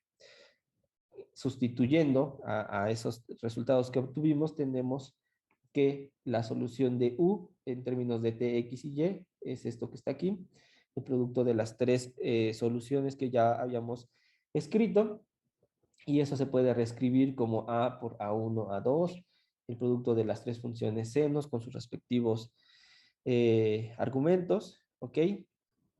Y lo único que vamos a hacer es reescribir a este objeto, este producto de estas tres constantes. El producto de estas tres constantes nos va a dar una constante nada más, ¿no? Que la vamos a llamar la constante V, que va a ser la amplitud total, ¿verdad? De la solución a la ecuación de onda que tenemos, ¿no? Es decir, la amplitud de la onda que está viajando y que permea un espacio bidimensional. Entonces esa es V, y están las tres funciones seno en cada una de las direcciones, t, x y y. El siguiente paso es imponer las condiciones a la frontera, ¿ok? Entonces veamos que nuestra solución, esta que está aquí, u de t, x, y, pues tiene todavía o falta por determinar, ¿verdad? ¿Quién es? Uno, la amplitud, b, que la escribí en color rojo, pero también hay otras cantidades que no conocemos aún, omega, delta, delta 1, kx, ky y delta 2, ¿ok? Tenemos varios parámetros por determinar y lo que vamos a hacer es ocupar a nuestras condiciones iniciales para saber qué valores tiene, ¿ok? Entonces, algo que sabíamos es que u en t, x igual a 0, y debe de valer 0, ¿ok? Entonces, si yo sustituyo x igual a 0, lo pongo aquí, ¿no? Aquí, ups. Aquí pongo un 0, ¿verdad? Esto se reduce a tener v por el seno de omega t más delta, seno de delta 1 veces seno de k sub y veces y más delta sub 2 y eso debe de ser igual a 0. Por otro lado, también sé que la función u evaluada en t, x, y igual a 0, ¿ok? También es una función que es igual a 0. ¿Ok? Y lo único que tengo que hacer es sustituir y igual a 0, ¿no? Este objeto cuando se va a 0, cuando este objeto se va a 0, y entonces si ven me queda este seno de delta sub 2 solito. ¿Ok? Todo lo demás quedó igualito. Entonces, para ambas ecuaciones se cumplen, se cumple para todo x, para todo t y para todo y. Entonces, necesitamos que la función seno de delta 1 y la función seno de delta 2 sean iguales a 0 para satisfacer esta igualdad. Como aquí yo no tengo restricción en t, ¿ok? Ni en y en esta segunda ecuación yo no tengo restricción en t ni en x, lo único que me resta decir es que la única forma de que sea igual a 0, cumpliendo que para toda t y para toda y es cierto y que para toda t y para toda x es cierta esta igualdad, es que este objeto sea 0 y este objeto sea 0. ¿Ok? Entonces, eso significa que delta sub 1 y delta sub 2 son iguales a 0. Por lo tanto, de haber tomado en cuenta esas dos condiciones, lo que ahorita sé es que la función u, que depende de t, x, y, se puede escribir como una amplitud v del seno de omega t más delta veces el seno de kx por x, seno de k sub y veces y. ¿Ok? Ya vamos reduciendo un poquito el número de incógnitas, ¿no? Porque ahora ya sabemos que delta 1 y delta 2 es igual a 0. Ahora vamos a ocupar las otras dos condiciones a la frontera. ¿Cuáles sabíamos que eran? ¿Qué es lo que pasaba en x igual a a y en y igual a b? ¿Ok? Cuando evaluábamos nuestra función en x igual a, la función una vez más valía 0. ¿Se acuerdan? Porque las orillas, las orillas de la membrana no pueden vibrar, no se pueden mover. Y en el lado de y, cuando y es igual a v, es decir, su orillita en esa dirección, también la función es 0. Entonces, eso significa que hay que evaluar en el primero de los casos x igual a, que está aquí escrito en color azul, ¿ok? Y en el segundo renglón hay que evaluar en y igual a v. Una vez más, esto se debe de cumplir para cualquier t y cualquier y en el primero de los casos y en el segundo de los casos para cualquier t, para cualquier x. Por lo tanto, lo único que nos queda para poder hacer que esta igualdad se cumpla es que el seno de kx, k sub x a, sea igual al seno de k sub y v y sean iguales a 0 ambos, ¿ok? La restricción entonces va a pasar no por la función, sino por el argumento de la función que haga que esto se haga 0. Por lo tanto, k sub x veces a debe de ser igual a n sub x pi, cualquier número, ¿verdad? Entero, multiplicado por pi va a hacer que la función c no se anule, ¿ok? Entonces, este K sub XA debe de ser igual a un N sub X. Lo vamos a poner etiqueta N sub X porque es lo que va a estar sucediendo en la dirección X veces pi. Y para el otro caso, lo que vamos a tener es que K sub Y veces B, pues tiene que ser igual a un N sub Y veces pi, con N sub X y N sub Y, cualquier número entero positivo, ¿sale? ¿Vale? NX, NX y NY iguales a 0 no son solución, ¿ok? Porque esto implicaría que U de t, x, y en general fuera también 0. Y eso no es cierto. Lo que va a ser 0 es simplemente lo que sucede en las orillitas de la membrana, no todo el tiempo ni en todos los lugares en esa membrana, ¿sale? ¿Vale? Entonces, por eso NX, NY igual a 0 no son solución, sino van a ser simplemente los números enteros positivos. Entonces, lo único que hay que recordar es que K sub 2 al cuadrado es igual a K cuadrado menos K1 K sub 1 al cuadrado. De aquí podemos despejar, ¿verdad?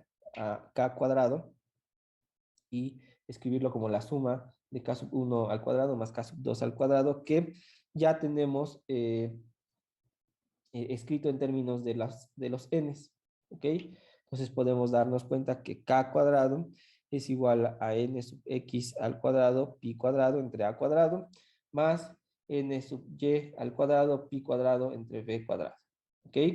Y ya que sabíamos que omega, ¿verdad? Estaba relacionado con K a través de que omega entre C es igual a K, en otras palabras, omega es igual a K por C.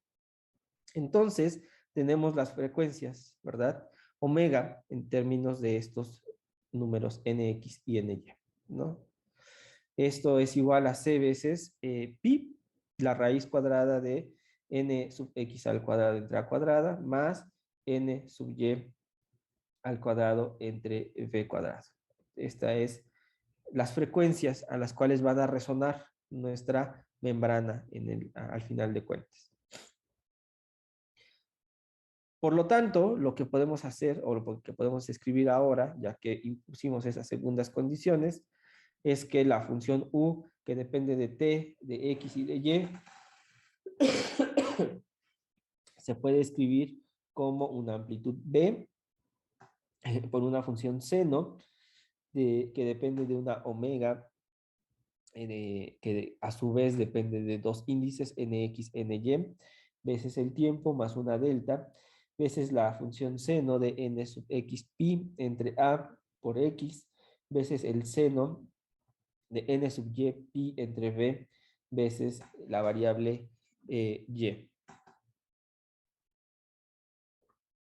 Hasta aquí ya conocemos mucho de la información de nuestra solución y hemos ganado información muy importante porque hemos obtenido a través de las relaciones de las famosas Ks, ¿no? Kx, Ky y a su vez de K total, ¿no? Cómo se ven las frecuencias, las omegas de nuestro problema. Es una frecuencia que va a depender de dos direcciones, si se dan cuenta, de lo que suceda en la dirección X y de lo que suceda en la dirección Y. La frecuencia será una combinación lineal de lo que sucede en esas dos direcciones. Aquí está la forma de la combinación lineal de lo que suceda en esas dos direcciones, ¿ok? Por eso es que esta frecuencia no depende de un parámetro, sino depende de dos, de lo que pasa en X, de lo que pasa en Y. Va a ser una composición, una superposición de lo que pasa en X, de lo que pasa en Y, ¿ok? Entonces, esas omegas son las frecuencias propias del sistema, las frecuencias propias de esta membrana rectangular. Una vez más, aquí está la definición, lo que encontramos que es esa frecuencia omega en términos de nx, ny, es la velocidad a la que se van a propagar, es la misma de ambos, en ambas direcciones. Nuestra ecuación diferencial nos decía eso, no había ninguna diferencia entre lo que sucedía en x y en y, porque la velocidad estaba dictada para cualquiera de las dos direcciones, ¿verdad? Pero sí pueden existir diferentes modos, ¿verdad? de vibración en la dirección X y diferentes en la dirección Y, y al final de cuentas el resultado total debe de ser la superposición, el principio de superposición debe de cumplirse, más aún si estamos platicando de ondas, ¿no? Se debe de cumplir, entonces debe de ser una combinación lineal de ambas. Ojo, no solo estamos viendo que hay diferentes modos, ¿verdad? Diferentes frecuencias a las que va a resonar en X y en Y, sino que la longitud de lo que mide la membrana en X y en Y también tiene influencia. Tan es así que estos modos de vibración están pesados justamente por la longitud de lo que pasa en la dirección X, que es A, ¿verdad? Y la longitud de lo que pasa en Y, que es B. Entonces, es importante conocer, digamos, el tamaño de nuestra membrana, cuánto vale en X, cuánto vale en Y, y además saber que cada una de esas direcciones puede generar modos independientes. En otras palabras, quiero que simplifiquen la idea de una membrana como dos cuerdas, ¿no? Que son como ortogonales, ¿no? Una, digamos, horizontal, otra vertical. Si tú haces vibrar la cuerda horizontal, ¿no? Puedes observar diferentes modos de vibración, ¿no? Que se forme una onda, media onda, tres ondas de frecuencia, la que ustedes quieran, ¿verdad? Y ustedes pueden hacer el mismo trabajo por hacer vibrar una cuerda vertical, ¿ok? Esas dos viven en una dimensión, pero si ustedes quisieran tratar de cubrir una región, ¿verdad? Bidimensional con el tamaño de esas dos cuerdas, lo que van a tener que mostrar o lo que se va a tener que observar al final es que cualquier vibración en esa superficie, ¿verdad? Tenga que ser la combinación lineal de lo que sucede en la dirección de la cuerda horizontal y en la dirección de la cuerda vertical, ¿ok? Pero aún más sorprendente es lo que vamos a ver a continuación. Estas frecuencias, ¿no? Son las frecuencias de las frecuencias armónicas fundamentales de nuestra membrana, ¿ok?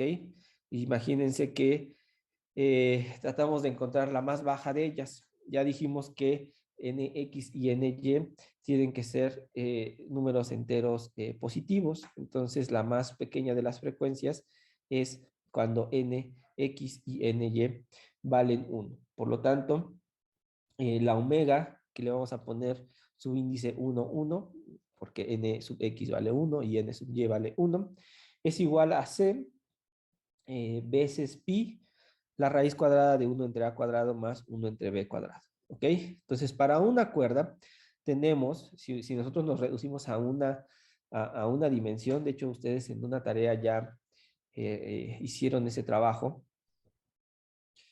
¿Qué significa nx y ny? Son los números que resultaron, son números naturales que resultaron de haber impuesto las condiciones a la frontera en x igual a a y x igual a b. Se anula la función en esos puntos y si necesitamos que se anule es porque estas funciones seno que están aquí tienen que ser cero. Las funciones por sí solas no pueden ser siempre cero, tienen que tener una condición y la condición es que las funciones cero siempre se anulan en números positivos, números enteros de pi. ¿Ok? Entonces de ahí viene en x y en y.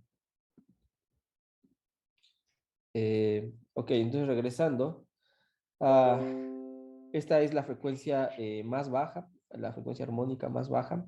Entonces para una cuerda recordarles que la frecuencia está dada como una omega sub n, ahí no tengo que tener dos índices, dos numeritos que me determinen omega, pues nada, estamos en una dirección.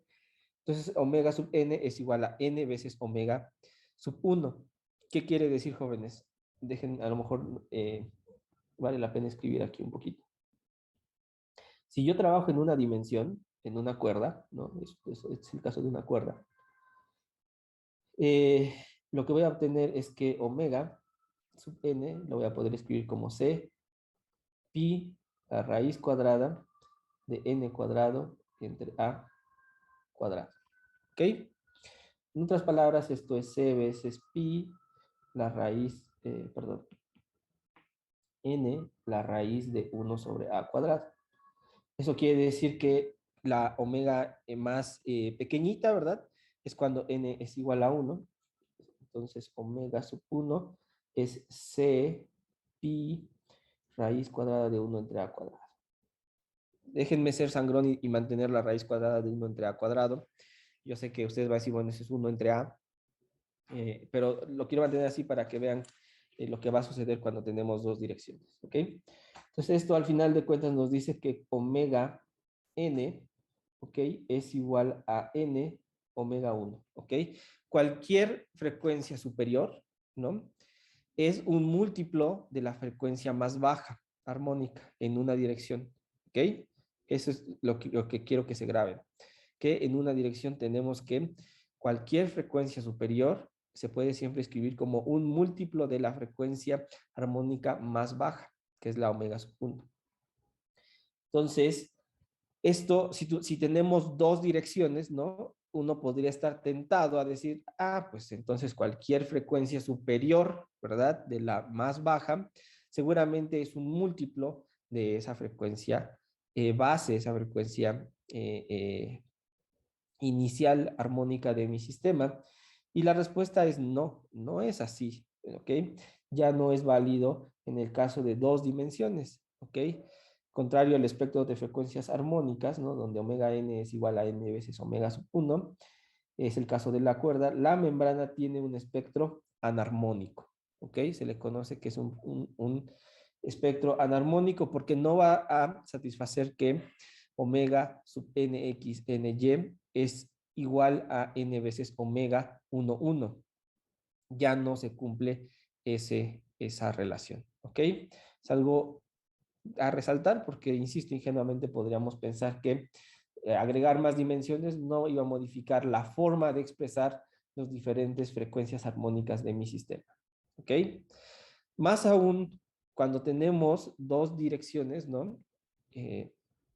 Va a empezar a aparecer un nuevo fenómeno que es el fenómeno de la degeneración, ya que si en el caso de la membrana cuadrada los lados tienen igual longitud, vamos a restringir o vamos a poner una restricción extra, ¿no?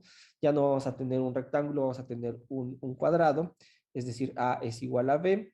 Entonces se sigue o se puede ver rápidamente que omega nx ny se puede escribir como la raíz cuadrada de nx al cuadrado más ny al cuadrado entre 2 veces la frecuencia omega 1, omega 1, 1, ¿ok?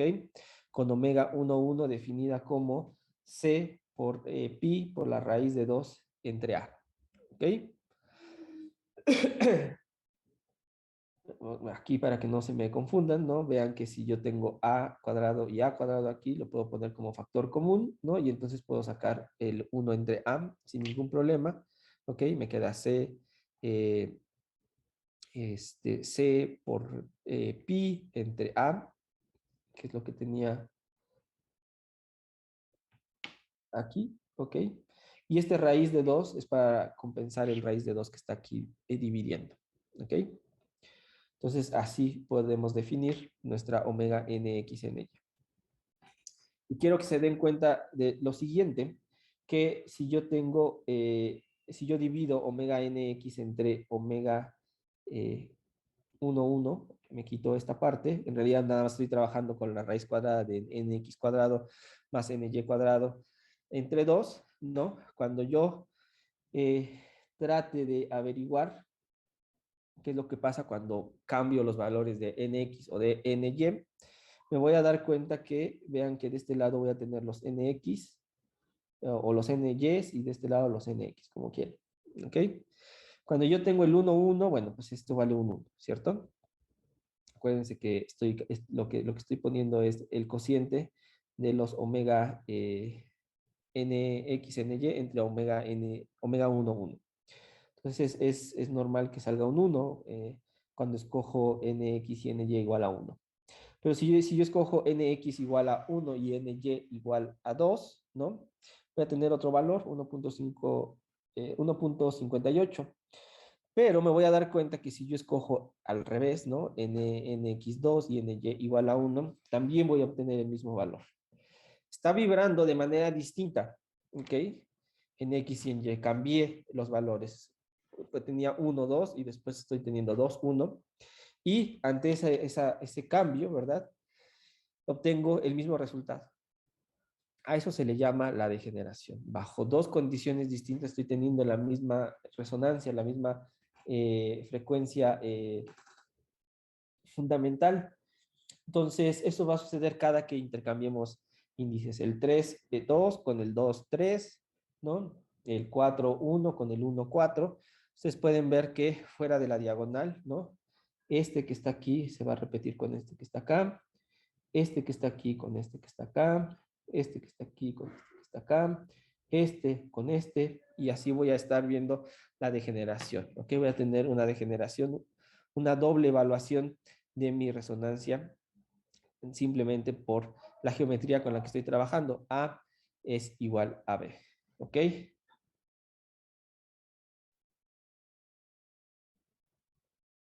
¿Sí? Eso es. Sí, en términos de J y de I, sí. Es simétrica ante esa transformación. Y eso no es de extrañar justamente por lo que se está diciendo aquí, que ya estoy en un objeto que en lugar de ser una membrana rectangular es una membrana cuadrada. Entonces, si yo digo, si pasa algo en la dirección vertical y algo en la dirección horizontal y lo invierto, lo que suceda al final de cuentas, ¿no?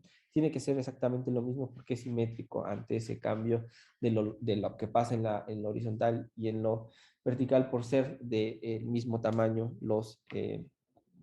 el tamaño de la membrana. ¿Ok? Otra forma es que es simétrico ante rotaciones de 90 grados. ¿Ok? X lo pasas a Y lo pasas a X y no pasa nada. De la tabla, esta tabla que teníamos aquí, notamos que hay diferentes posibles, hay vibraciones con la misma frecuencia.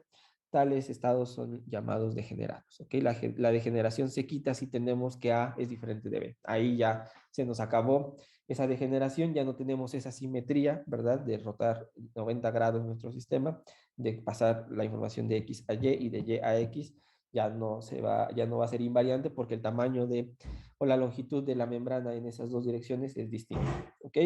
Entonces, generalmente degeneraciones aparecen solo en sistemas con simetrías bien definidas. ¿Ok? La solución general a este problema. La solución general de la ecuación de onda para una membrana rectangular, ya que esta es una ecuación diferencial lineal, es obtenida como una suma, ¿verdad?, de soluciones particulares, el principio de superposición.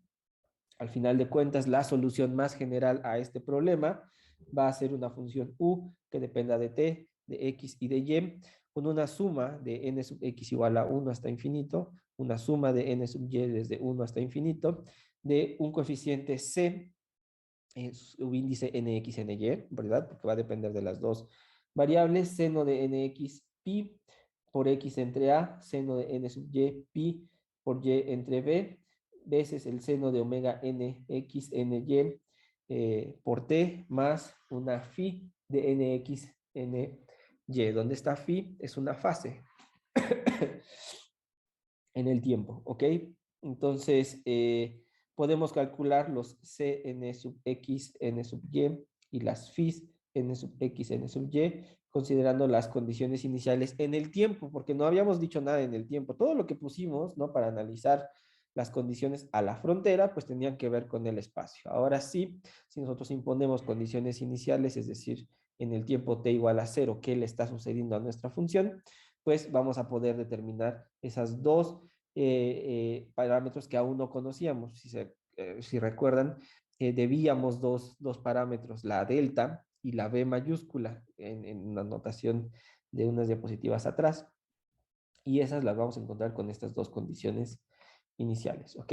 ¿Qué nos dicen estas condiciones? Bueno, pues que la función u, cuando t es igual a 0, tiene un valor inicial o una forma inicial que es u sub 0, que depende de x y de y que la primera derivada de u respecto del tiempo cuando evaluamos en t igual a 0, ¿no?, para cualquier x y esa función, es decir, la velocidad de la onda, al tiempo t igual a 0 es igual a una v sub 0 que depende de x y y. Hay un perfil definido al tiempo t0 de la posición y de la velocidad.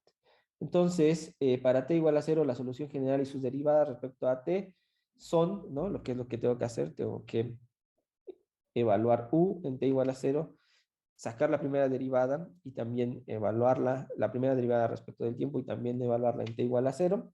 Eso es esto que está aquí, jóvenes, ¿no? U sub 0 es igual a esto. Es u evaluado en t igual a 0.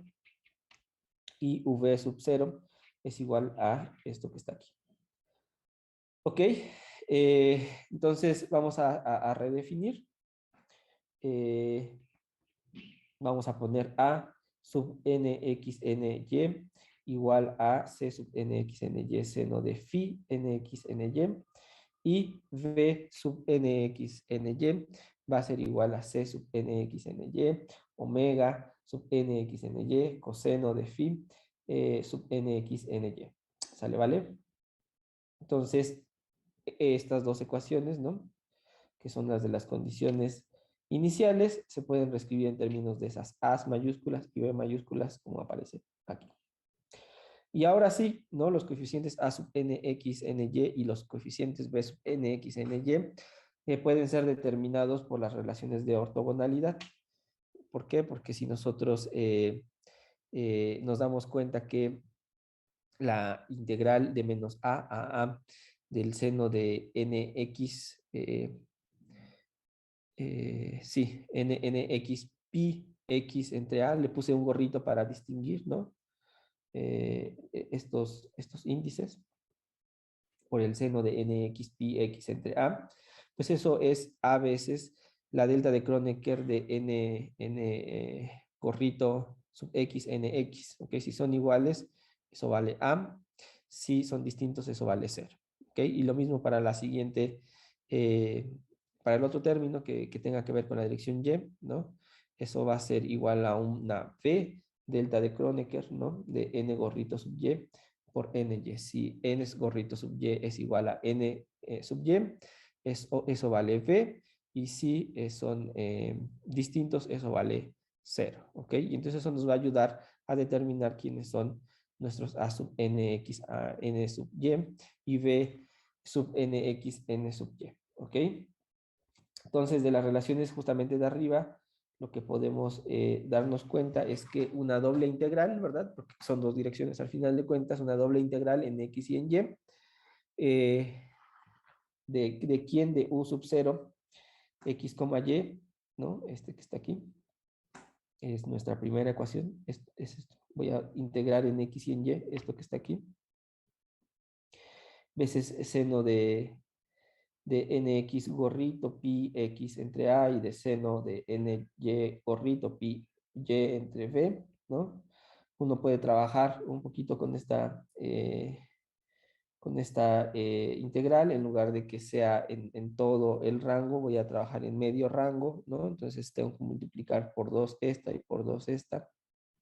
Por eso sale este 4 que está aquí, con estas integrales de 0 a, de 0 a b, de la función u sub 0 de estos dos funciones seno, y eso tiene que ser igual a la suma de nx, ny, desde 1 hasta infinito, del coeficiente a, a sub nx, ny, de la integral de menos a, del producto de estos dos senos, por, esta es la integral en x, por la integral de menos b a b, del producto de estas dos funciones seno que dependen de y, ¿ok? Es la integral en y.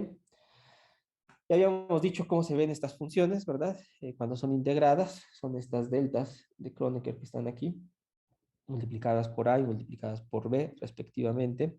Y eso es igual, entonces, a por b de a nx gorrito, n y gorrito. ¿Ok? Y por lo tanto, si ya conozco este lado y el lado del otro lado de la igualdad, lo que tengo es esto que está aquí, lo que vamos a concluir es que el coeficiente a n sub x n sub y es igual a 4 entre a por b, la doble integral en x y en y de 0 a, de 0 a b, de esta función seno por esta función seno, esta es la de x, esta es la de y, veces la función u sub 0 x, y, que es la posición inicial de mi onda, ¿ok?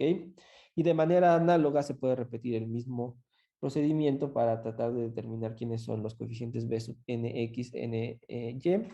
Esto nos va a dar un 4 entre a por b, la doble integral en x y en y, de 0 a, de 0 a b respectivamente, de la función b sub 0, la velocidad inicial, veces las funciones seno, la que es en la dirección x y la que es en la dirección y. Entonces con eso podemos determinar quiénes son esos coeficientes. Y si nosotros determinamos quién es a y quién es b, pues nada más podemos hacer el cambio de variables, regresarnos a decir quién es c sub nx, y, nx, ny, y quién es phi nx, ny. Y con eso podemos determinar ya todos los casos, todos los parámetros que desconocíamos de nuestra ecuación, ya los conocemos todos ellos, ¿ok? Como nota, más adelante vamos a hacer el mismo caso, ¿no? De la membrana, pero va a ser una membrana circular, solo nada más para ver qué es lo que pasa cuando cambiamos la geometría, ¿ok? ¿Dudas hasta acá, jóvenes?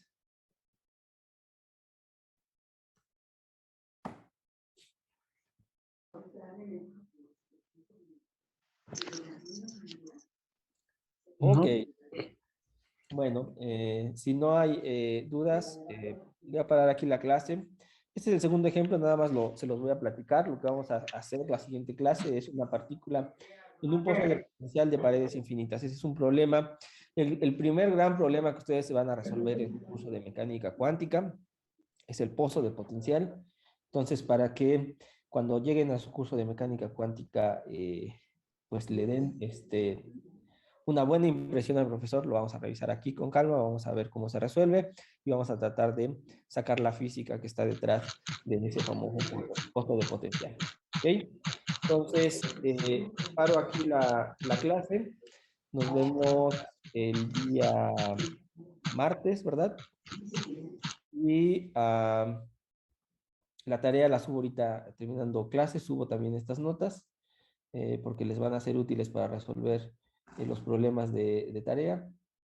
Y nada, sé que hoy tienen sesión en la tarde, ¿verdad? Con el ayudante para resolver ejercicios. Traten de asistir, ¿no? Traten de revisar con calma los ejercicios. Si puedo, me conecto nada más ahí para saludarlos y para ver cómo están trabajando. Y entonces, pues nada. como quiera sería la clase con el ayudante. A jóvenes, ¿a qué hora quedaron? A las 3. Ah, ok, gracias. Y vi que llegó algo del claro, ¿cierto? Muy bien, jóvenes. Pues entonces,